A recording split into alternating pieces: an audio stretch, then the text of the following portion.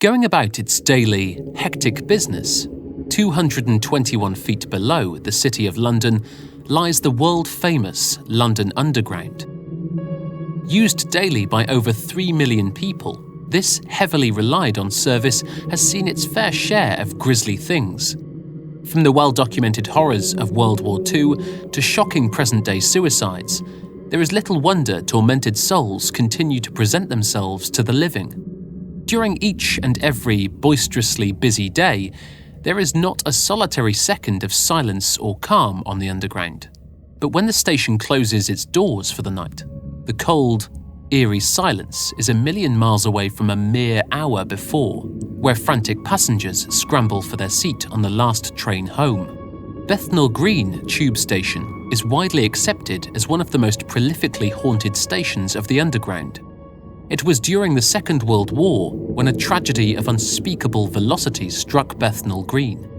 On March 3rd, 1943, terrified Londoners hurried in their droves into the underground shelters to escape German Luftwaffe bombings. With the potential to capacitate 7,000 people, it seemed the opportune place to seek shelter.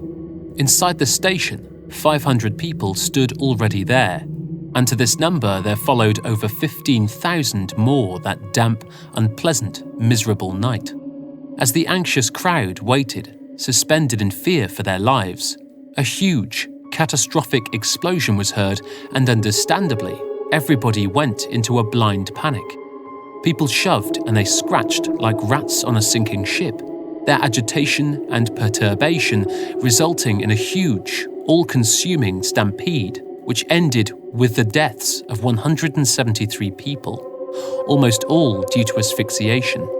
At around 9 o'clock that night, the true horror of war was exposed, with the lifeless, flattened bodies of 84 women, 62 young children, and 27 men. As if such a repugnant event wasn't horrendous enough, the aftermath of that tempestuous night had resulted in some utterly horrifying accounts. Late one night, the last employee was winding things down for another day, when he was faced with an ordeal that would stay with him indefinitely. As he secured the station in the same way as he had for many years prior, he switched off all the lights and returned to his office to complete his daily paperwork. Around 5 minutes into his work, he was suddenly disturbed by the unmistakable sound of sobbing children. Choosing to ignore it by explaining it away as a residual noise of the constant bustle and volume of noise he had been exposed to that day, as every other, he believed the noise to be nothing more sinister than ringing in his ears of the day gone. As he worked, the noise increased. It grew louder and louder, spreading with the addition of other voices joining the unnerving chorus. The man froze to the spot, listening to the piercing, anguished, icy screams of women in absolute desperation. As he sat, a captive audience of this repulsive clangor for 10 or 15 minutes, the sound grew even more terrifying and shrill, closer somehow. A sudden noise of which he could not distinguish joined the harrowing din, and in his fright and able to take not a moment more of this distressing audio, he leapt to his feet and ran out of the office to the safety of the top of the booking hallway, leaving the unholy sound in his wake. This unfortunate source is not alone. Many unsuspecting people have professed to hear the heinous shrieking of the condemned, both staff and the general public alike. Liverpool Street Station has been attracting supernatural visitations since its opening in 1874. Having been built on top of a vast burial site, the station remains home to some deeply disturbing spectres collected over the years, some scarring their witnesses and affecting their lives and outlooks in a most negative way. One such recurring soul is the infamous White Man.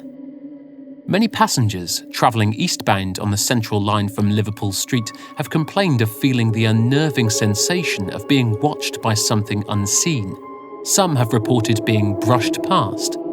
This unsettling presence is often described as manifesting into a man dressed in white work overalls.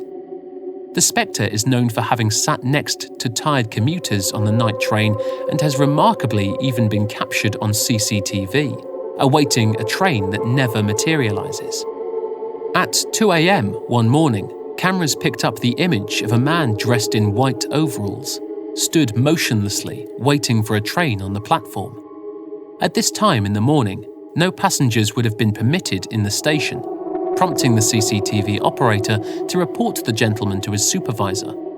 Sparking concern, the supervisor immediately ventured down to the platform, fully expecting to have to evict the would-be passenger.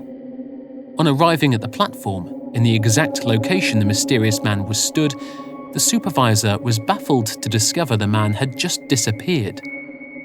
Chillingly, when he returned to his colleague operating the CCTV, he was left shocked to hear the operator had seen the man in white overalls standing directly next to him. Adamant he had seen nothing of the sort, the perplexed supervisor hurried once more down to the platform, determined to catch sight of this man. But to his immense frustration, he found nothing. Heading back upstairs, the agitated supervisor caught sight of a pair of white paper overalls sat neatly folded on a station bench.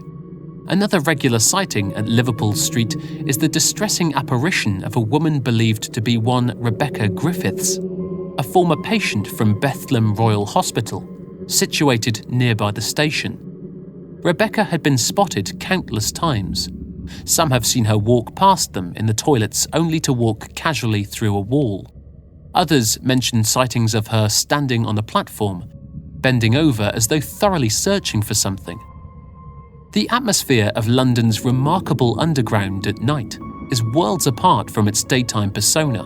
One can only imagine the alarming experience of being confronted by such sights and sounds. It's no surprise many employees have left their jobs as a result of witnessing such intimidating phenomena. When you pause to consider the sheer number of plague pits, accidental deaths, church crypts, and tragic suicides the oldest underground system in the world has witnessed, it stands to reason that so many restless souls make themselves apparent for the breathing to see. Perhaps to ensure they are never forgotten, or even more chillingly, could it be they are not even aware they are dead?